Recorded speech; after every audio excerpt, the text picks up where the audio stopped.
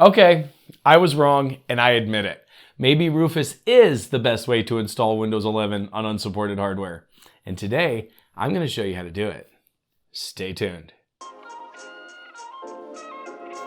Every single time I make a video on a new method to get around the Windows 11 system requirements, inevitably, I have tons of people in the comments saying Rufus is easier. Now, I'm pretty sure I've done a video on how to install Windows 11 using the Rufus method. At least, I think I have. I can't remember now. If I have, it was way back when Windows 11 was still in beta. So, maybe I haven't. However, if we go all the way back to my first video on installing Windows 11 on unsupported hardware, my goal was to update Windows, not to do a fresh install. In fact, every one of my videos has been on upgrading and keeping your programs and data. And the reason why is because once you install Windows 11, you have to upgrade to the new builds. So it's best to have an upgrade method instead of a method to do a fresh install. So every time someone wanted to know how to do a fresh install, I would just tell them to use the Rufus method because that's for fresh installs. The method I'm showing are for upgrades. But turns out I was wrong. So that's what we're going to be talking about today. But first, I got to pay some bills. So check out today's sponsor. Is your copy of Windows 10 unactivated? Well, it doesn't have to be, because with today's sponsor, VIP SCD Key, you can get a valid Windows 10 license for under $20. Stop dealing with that stupid watermark on the desktop, the valid license for Windows 10. Also, with an activated copy of Windows 10, you can upgrade to Windows 11 for free. Just go to the link in the description below and pick up a valid Windows 10 license key. During checkout, use the code CYBERCPU for a 25% discount. Once you have your key, go to your activation settings in Windows 10 and click on the link that says Change Product Key. Enter the product key you just purchased and hit Activate. Now you don't have to deal with that stupid watermark that come with running an unactivated copy of Windows 10. Now, on with the video. Now, I've made lots of videos on installing Windows 11 on unsupported hardware. You can kind of say that I'm on a crusade to make Windows 11 available to everyone because Microsoft's system requirements just kind of piss me off.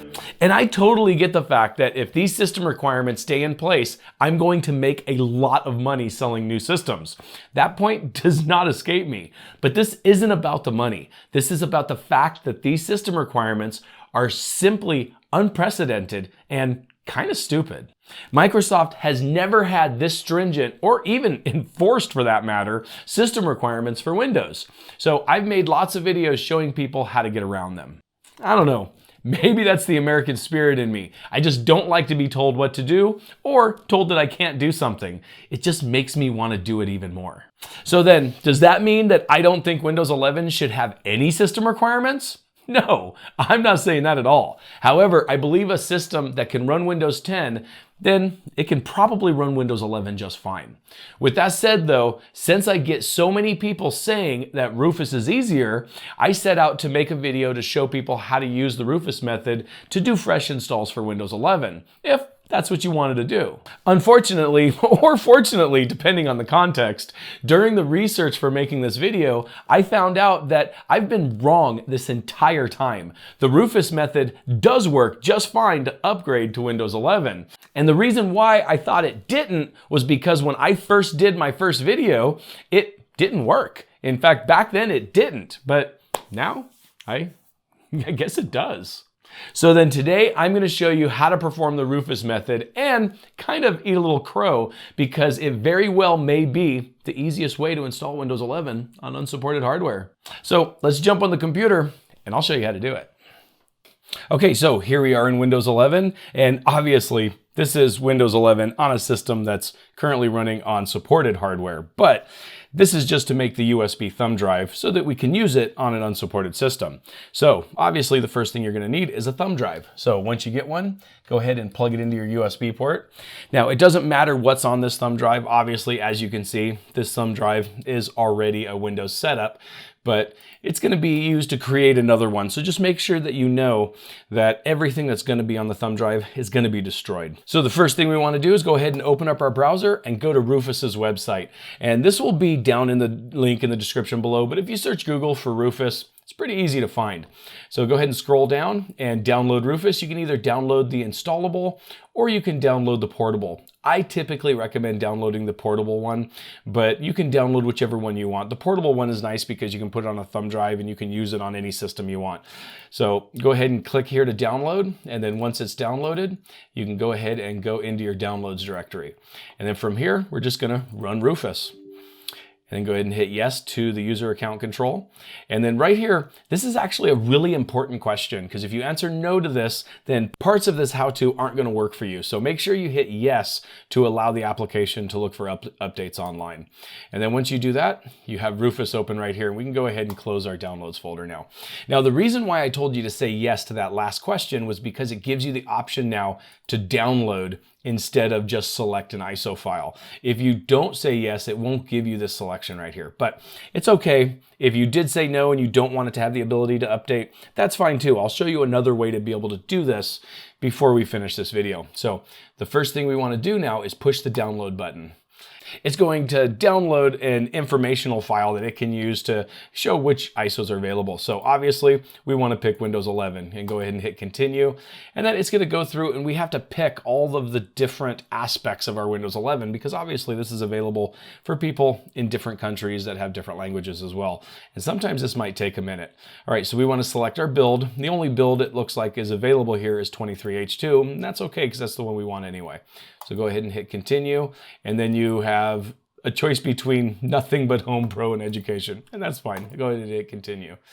And then from here, we want, now if you're in the United States, I would recommend changing this from English International to English United States, but you can choose any language that you want from here. I'm going to choose English United States and then go ahead and hit continue. And then at this point, it'll ask you for the architecture. And obviously Windows 11 is only available in 64-bit, so that's going to be the only one available. And then you can choose to either download it in your browser or just push the download button.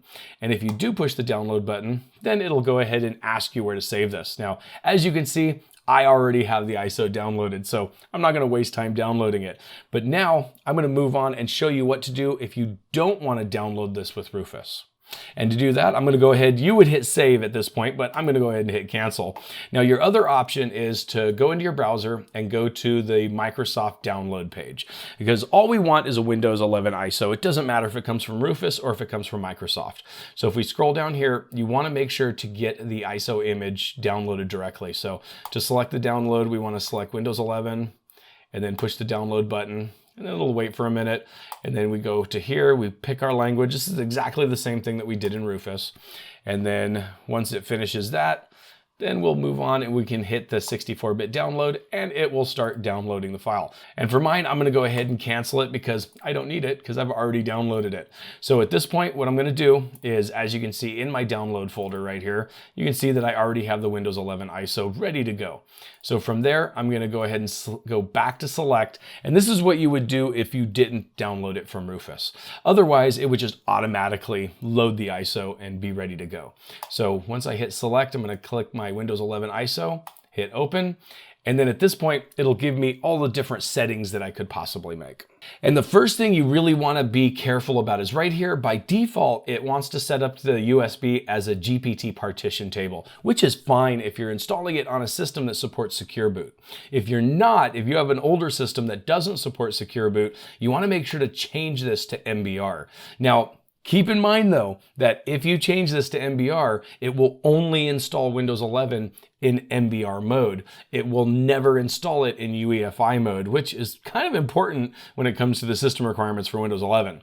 So if your computer supports UEFI, then I would make sure to set this to GPT. If it doesn't support UEFI, then you'll have no other choice than to make it MBR. Unfortunately, with the Rufus method, you can't have both MBR and UEFI. You have to pick one or the other. However, you can make two USB drives, one for UEFI and one for MBR. And that's probably what I'll end up doing, but just to let you know, make sure to pick the one that corresponds with the system that you're trying to install it on. Okay, and from this point, we can go ahead and since I'm going to pick MBR because I'm going to be loading this onto my Potato, which does not support UEFI, I'm going to go ahead and click the Start button, and it'll bring up this user experience window. Now, this is the one that's important. This is how you get around the system requirements. Now, the first one says to remove requirement for 4 gigs of RAM, secure boot, and TPM 2.0. That's essentially it. However, you can also check the second box that says remove requirement for an online Microsoft account. Now, when you do this, essentially it makes the installer kind of like Windows 10. So you still have to unplug your Ethernet when you're setting it up, or it'll try to get you to create a Microsoft account.